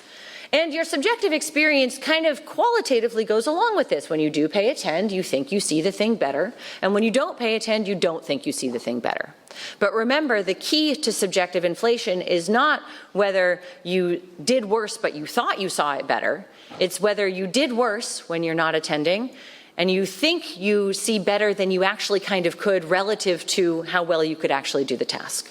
So the critical factor here is taking the y-axes of these 2 plots and sticking them against each other. And now what we can see is that red is always above black, is always above blue. So what this means is that when you do not attend, yes, you get worse at the task. You get massively worse at the task. But your subjective experience does not go down enough to account for how much worse you got. Okay, so to quantify this effect, we're going to take kind of the area under these curves. That's what this little shaded region is. We're just going to integrate under these curves and say how much subjective experience did you have across a matched range of objective performance capacity. So this is like area under the curve. Do some integration and plot the result as a bar plot. And now we can really see red, black, blue across all of them. All of them. So, incredibly robust. In every experiment, the unattended subjective experience outpaces the attended subjective experience once we account for the difference in performance capacity. All right. Did we disprove first-order recurrency theories? No. All we did was create a behavioral paradigm that now robustly dissociates these things. But that means that now we can actually measure those first-order recurrency signals in the scanner and figure out whether they go with objective performance capacity or subjective experience better. Because they can't go with both equally because they don't perfectly correlate with each other anymore. So we do the thing in the scanner, same experiment. I'll just show you here some pilot data showing that, yes, we can find that first-order recurrency signal in retinotopically mapped areas of early visual cortex. It's got this kind of interesting center-surround organization. I'm not going to show you the data here because we don't have the data collection finished yet, but the idea here is that now we're going to say, does figure ground recurrency go with subjective experience or objective performance better? And if it does go with subjective experience really well, then first-order theories pass. They don't fail, but if it better explains the objective performance capacity, then they might be, in trouble. So our pre-registered number here is 30. We'll have 6 hours per person plus retinotopy, and we're about 75% complete, so we're almost there. All right, in the last 3 minutes here, this is one half of this adversarial collaboration, which we don't have a cute name for, so we're just calling it FOHO for first order, higher order. And then there's another half that BU and Jan are running as well. Okay, in the last 2 minutes here, I will tell you then to wrap up though. I've talked about first order, higher order. We've talked about first order, higher order. Is this the only game in town? No. There's a whole zoo of these theories. And they don't necessarily just fall into these various different camps. A lot of them subscribe to what it's called computational functionalism, which is the idea that a system that has the right kind of computations, as we heard in the first talk, and actually throughout several, a system that has the right computations will become conscious. And so in this paper that Steve and I were lucky enough to contribute to, we went through a bunch of these different theories, and we kind of decomposed them into their constituent parts, and then said, to what extent do current artificial systems have the ability to show these kinds of kind of checklist marks. So here's the checklist that we came up with, that we decomposed these various theories into the necessary and sufficient computations that give rise to consciousness according to each of these theories. We didn't pick one as the right one, we just said, could artificial systems do this, and do they do it now? And so the idea there was that if there's an AI system that ticks more of these boxes in this cute little checklist, that maybe we have a higher subjective degree of belief that it might instantiate consciousness. But that's, again, about our belief that it might have consciousness, not like an objective ontological truth. Okay, and then the last thing that I'll mention, which I think is relevant for this community, is that, of course, CCN and in general, most of the people in this room are really into education. And so if we want people to learn how to do any of these things right, not just these particular theories, but any of the theories that we've been talking about today, or any of the constructs that we think might give rise to the functions of and for consciousness, we do need to train them to do it right. So I built the last day of our newest course at NeuroMatch to be about consciousness, basically. And so with massive contributions from largely Steve Fleming and Guillaume Dumas, who built some tutorials in Python. Everything is reusable, remixable, it's all free. Go ahead and look at it. So if you're interested in learning how to make some of these theories go, you can actually go learn how to do it with these. But ultimately, what we're talking about here is building a giant community who can contribute in a very practical way to consciousness science, and CCN is a huge part of that. So if you go do this kind of course, and then you learn how to do some of this stuff, you can then also contribute to the theories behind the science that we've been talking about today. And so we've given you an introduction to several of the adversarial collaborations that are funded by the Templeton World Charity Foundation, but this isn't meant to be an advertisement just for them. This is also meant to be an advertisement for CCN. So as you all know, the Generative Adversarial Collaboration Project, which I was lucky enough to help co-found in 2020, has now had 17 GACs, or GACs, depending on how you want to pronounce it. And these are not open from the point of pre-registration on, these are open from the very beginning. So go and get involved in how to arbitrate among not just theories of consciousness, but theories in general. And if you'd like to read a little bit about the GAC project and how it kind of came to be and what its goals are and how it's kind of open from the beginning, then please go read this. But then the GACs are all kicking off this afternoon. So if you like the idea of adversarial collaborations and coming up with like the experiments that will critically find the pinch points between theories or hypotheses, that'll be great for you. Okay, so that's all I'm going to say. Please join us. Oh no, that's terrible. Why did it break? Please join us for consciousness science. Oh, I have a really cute GIF. Okay, never mind. Please join us for consciousness science, and please join, adversarial collaboration kind of projects in general. I hope that you've had some fun and learned something today, and we're going to have a panel discussion now. Thanks.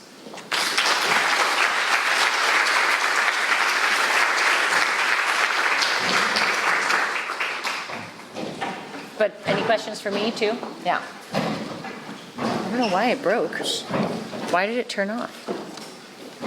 So have we got a couple of questions for Megan? And I'll also invite Steve and Lars to come up to the front in preparation as well. No questions for me. Yeah. Oops, sorry, we've got... Yes.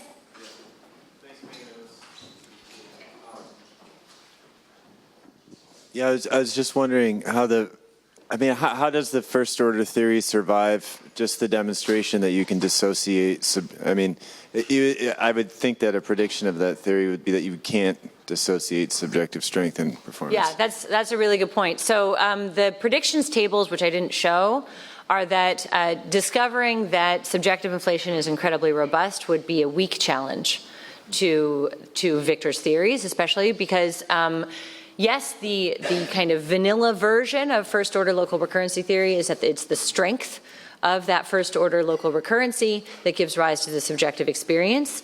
But I think that if you allow them a little bit of leeway and you end up saying, well, maybe it's the trial-by-trial variability or the overall kind of stability of that first-order recurrency that might lead to crossing of kind of a subjective experience threshold more often.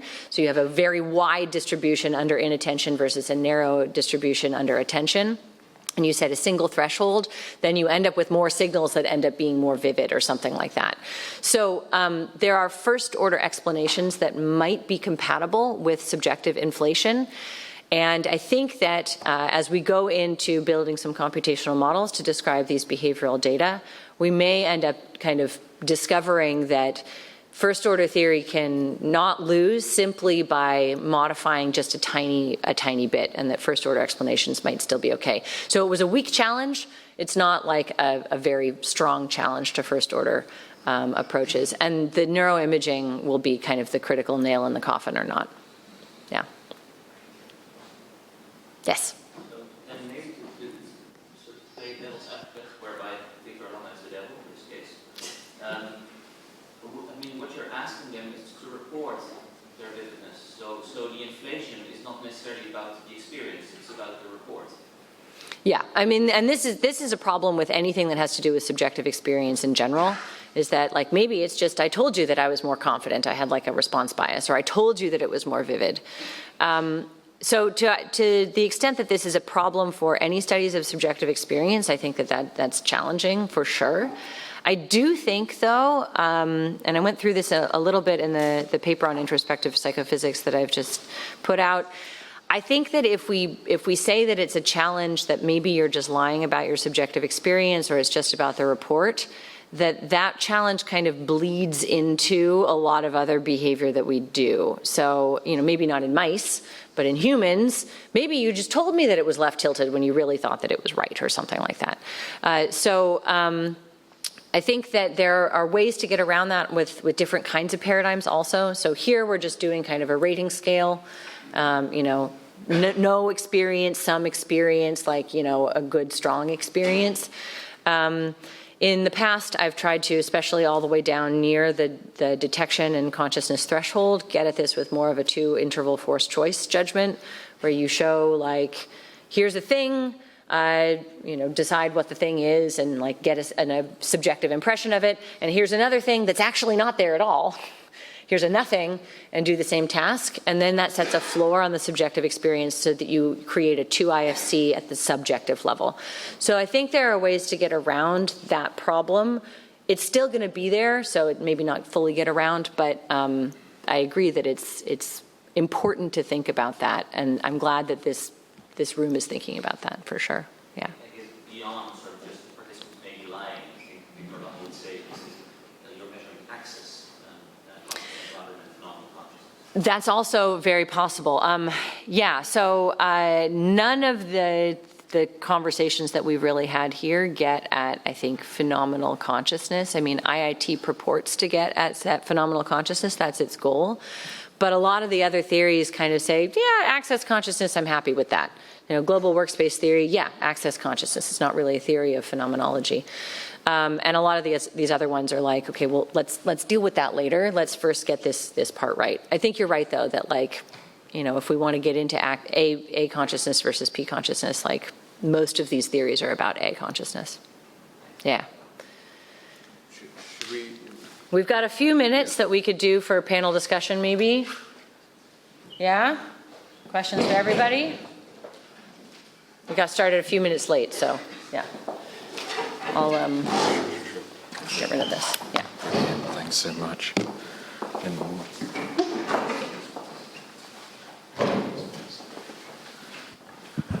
So if anyone has any direct questions for the panel.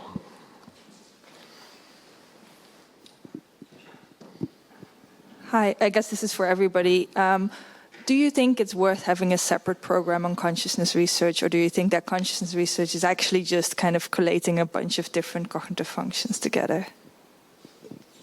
Everybody in this room is studying consciousness, they just might not know it. Or you're studying unconscious processing because you don't really care. But like, yeah, I think that it should be very integrated. I mean, I think there's an important reason to have a focus on it, given how important societally people view the folk psychology of consciousness as forming, say, a basis for moral concern. But I do think, personally, the rapid rise of social AI is going to reshape what we think of as consciousness. We're going to reimagine the scientific construct of consciousness based on the rise of these systems. I think it relates to the discussion we were having in response to the question earlier about the concept of consciousness that we have scientifically, and whether that is more of a functional cluster or an intrinsic property. And I think the rise of social AI is going to push us towards thinking of it as more of a functional cluster, because essentially it's going to be very hard to then say, well, what extra is there beyond the functionality of the system? I think Anil is putting it in a very convincing way. The hope is that it will fade away the difference. We do conscious science, and in the end, it might be like the idea of live, living thing. The question of being a living thing, what's the essence of life, was a question that was valid 100 years ago and has faded away. And so the hope is of that the same will eventually happen with consciousness science as such. But we are clearly not there yet, and there are many very important questions. End of life, to just name one. AI, another one.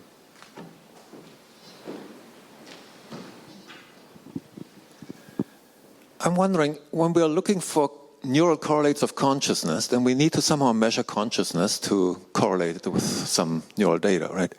And across the presentations today, I had the perception that the way you guys measure consciousness varies quite considerably. So many of the measures of consciousness rely on people's report of what they subjectively experience. And Megan, you emphasized very much that that has to be separated from objective performance.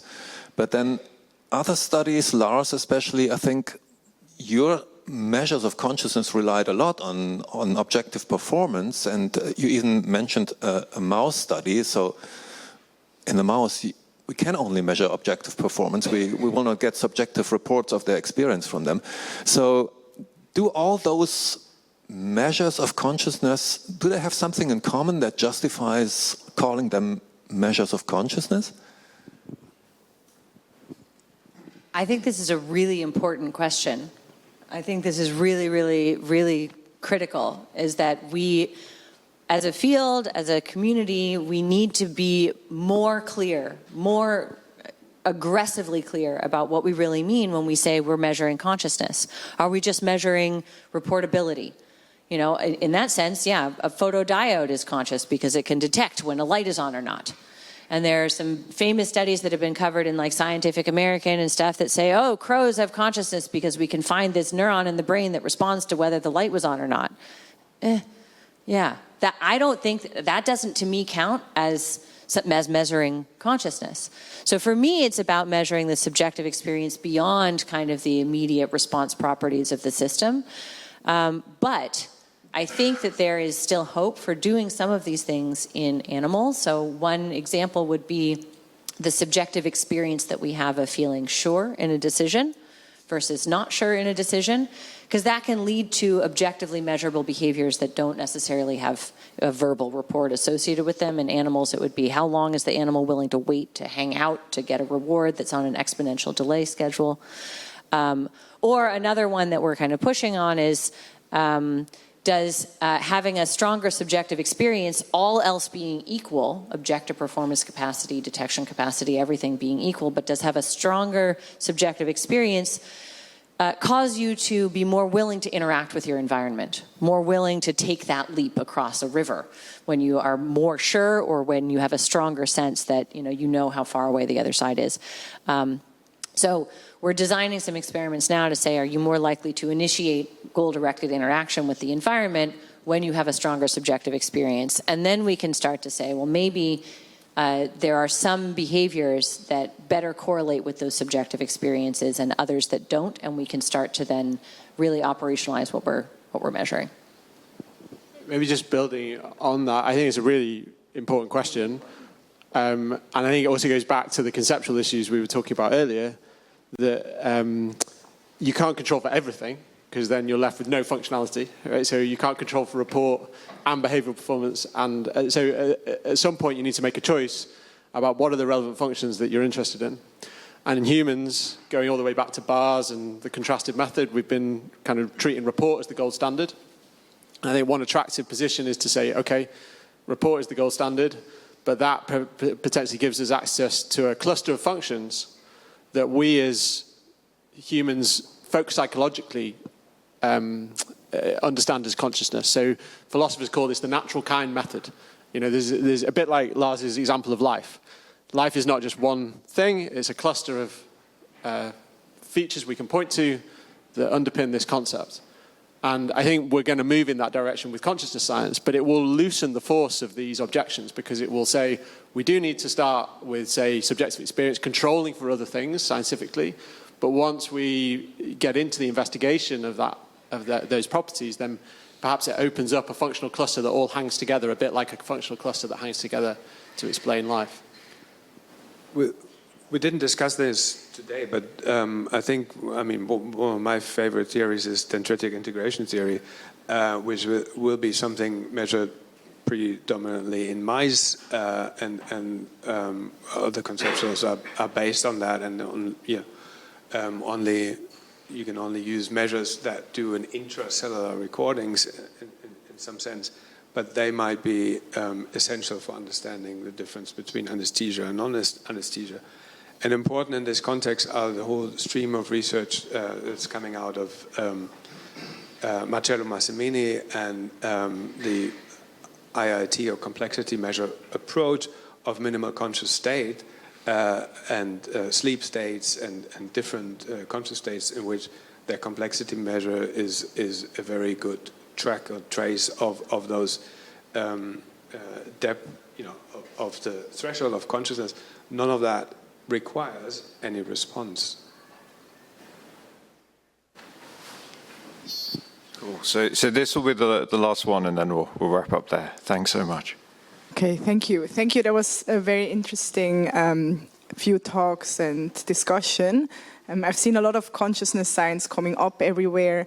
Also at OHBM, there was some big selling of consciousness science going on. So I have a bit of a maybe difficult question.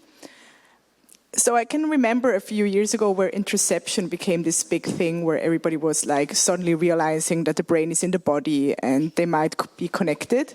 And now consciousness is a big thing, which is definitely also important. But now again, it seems like the brain is again isolated from the body in some sense.